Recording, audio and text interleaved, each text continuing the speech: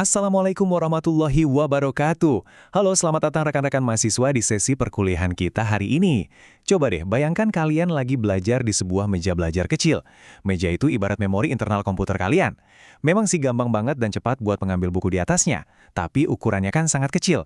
Terus pas meja itu sudah penuh, ribuan buku referensi lainnya mau disimpan di mana? Ya, pastinya kita butuh perpustakaan kampus atau bahkan sebuah gudang raksasa kan? Nah, kurang lebih begitulah peran memori eksternal. Hari ini, kita bakal membongkar tuntas bagaimana sebenarnya gudang penyimpanan raksasa di sistem komputer kita ini bekerja. Untuk agenda hari ini, kita punya 6 topik bahasan yang super menarik. Kita mulai dari pengenalan memori eksternal, lalu masuk ke anatomi disk magnetik, peningkatan kinerja menggunakan RAID, pita magnetik untuk akses sekuensial, revolusi solid state drive, dan puncaknya, kita akan membandingkan SSD dengan HDD. Oke, kita langsung masuk saja ke bagian pertama, pengenalan memori eksternal. Jadi, memori eksternal ini posisinya ada di luar unit pemroses utama, alias CPU. Kenapa kita butuh ini? Begini, prosesor dan RAM di komputer kita itu memang luar biasa ngebut, tapi kapasitas mereka sangat terbatas. Belum lagi, datanya langsung hilang begitu komputer dimatikan. Makanya, kita sangat bergantung pada memori eksternal ini untuk menyimpan data secara permanen dalam skala yang masif. Kita bicara dalam ukuran terabyte, bahkan petabyte loh. Intinya, ini adalah tulang punggung buat penyimpanan data jangka panjang kita. Sekarang kita lanjut ke bagian kedua, anatomi disk magnetik. Mari kita selami teknologi mekanik yang sudah puluhan tahun merajai dunia penyimpanan. Kalian pernah lihat pemutar piringan hitam klasik atau gramofon nggak? Nah, hard disk mekanik itu cara kerjanya mirip banget dengan itu. Kalau kita bedah anatomi fisiknya, di permukaannya itu ada lingkaran-lingkaran konsentris yang disebut track. Track ini dipotong-potong lagi jadi beberapa bagian kecil yang namanya sektor. Terus, di antara mereka ada ruang pemisah yang kita sebut celah atau gap. Buat membaca atau menulis data di titik tertentu, ada sebuah lengan mekanik, semacam jarum gitu, yang harus bergerak secara fisik melintasi piringan ini sambil melakukan induksi magnetik. Wah, sangat mekanikal sekali ya. Dan karena ada pergerakan fisik inilah, hard disk punya yang namanya latensi atau waktu tunggu. Coba perhatikan rumusnya. Waktu akses total itu terbagi jadi 3 langkah. Pertama, waktu pencarian. Lengannya harus bergerak mencari track yang benar. Kedua, waktu rotasi. Piringan ini kan berputar nih, bisa sampai 20.000 RPM loh. Nah, lengannya harus menunggu sampai sektor yang tepat pas lewat di bawahnya. Ketiga, barulah data itu ditransfer.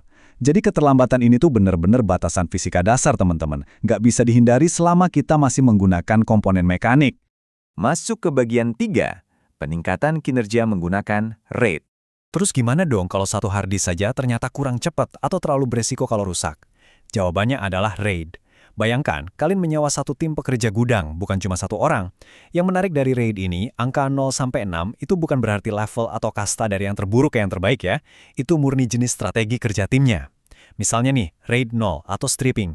Kerjanya dibagi-bagi ke beberapa disk biar kinerjanya cepat banget, tapi nggak ada sistem pengamanannya. Beda lagi dengan RAID 1 atau mirroring. Ini persis kayak cermin, datanya di-cloning ke disk lain buat cadangan keamanan ganda. Ada juga level lain yang pakai akses paralel atau perhitungan matematika pintar buat menyeimbangkan kecepatan dan pemulihan data kalau ada yang rusak. Selanjutnya, bagian 4, pita magnetik untuk akses sekuensial. Kita kilas balik sedikit ke teknologi jadul yang ternyata masih dipakai buat cadangan data raksasa sampai sekarang, yaitu pita magnetik.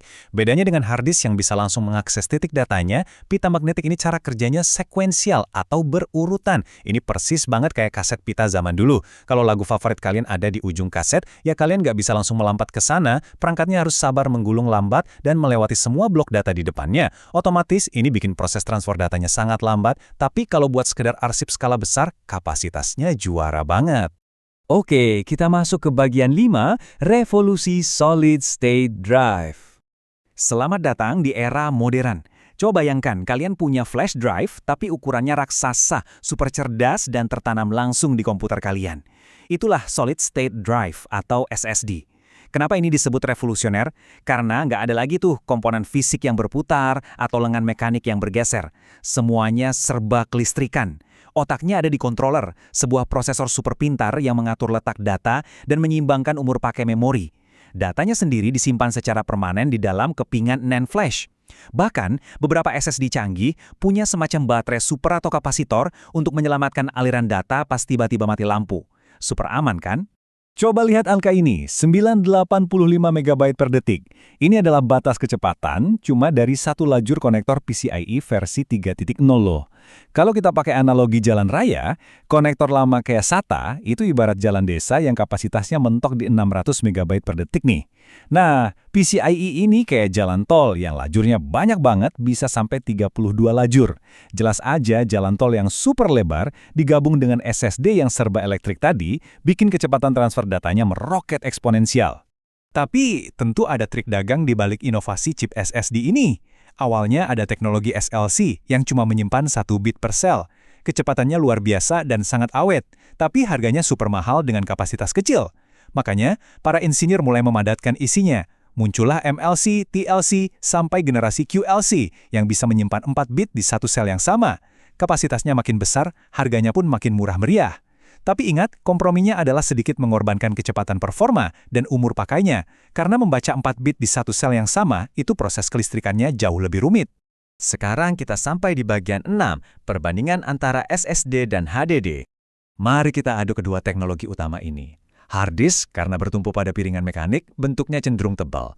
Dan yang bikin repot, lama-kelamaan perubahan file akan membuat datanya mencar-mencar di atas piringan atau yang kita sebut mengalami fragmentasi. Makanya PC lama terasa lambat banget kan? Lengan bacanya kelelahan mencari data yang letaknya acak-acakan. Nah, SSD beda cerita. Karena dia itu murni sirkuit memori mikro alias sepenuhnya elektrik, tanpa komponen fisik yang berputar, dia nggak peduli datanya disebar di mana saja. SSD nggak cuma menak telak di kecepatan akses, tapi juga benar-benar kebal dari kutukan fragmentasi yang bikin komputer jadi lambat. Sebagai penutup sesi perkuliahan kita hari ini, saya ada satu bahan renungan nih buat kalian semua. Kalau kita lihat tren sekarang, dengan antar muka NVMe yang makin canggih dan harga chip memori tipe QLC yang menurun pesat, menurut rekan-rekan mahasiswa, apakah dekade ini bakal jadi akhir dari era hard disk mekanik? Akankah mereka benar-benar punah dan tergantikan sepenuhnya? Silakan bawa pertanyaan ini untuk didiskusikan secara mendalam di kelompok belajar masing-masing ya. Terima kasih banyak atas semangat dan antusiasmenya hari ini. Selamat belajar dan wassalamualaikum warahmatullahi wabarakatuh.